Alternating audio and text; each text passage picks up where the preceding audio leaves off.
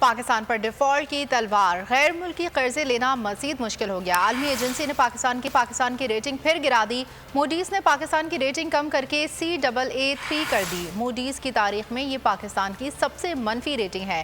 زر مبادلہ میں کمی کا مسئلہ مزید گمبھیر ہو گیا۔ بیرونی ادائیگیوں کی راہ نظر نہیں آ رہی۔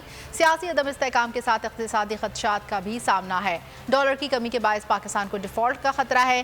موڈیز رپورٹ میں پہلی بار پاکستان میں کمزور گورننس کا ذکر۔ کمزور گورننس کی وجہ سے معاشی مشکلات بڑھ رہی ہیں۔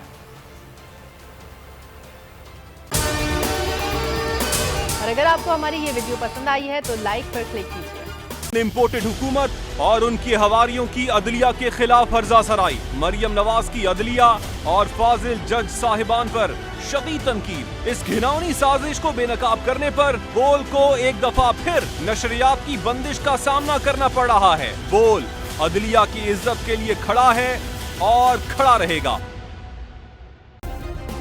سبسکرائب کریں اور بیل دبائیں تاکہ کوئی خبر رہ نہ جائے۔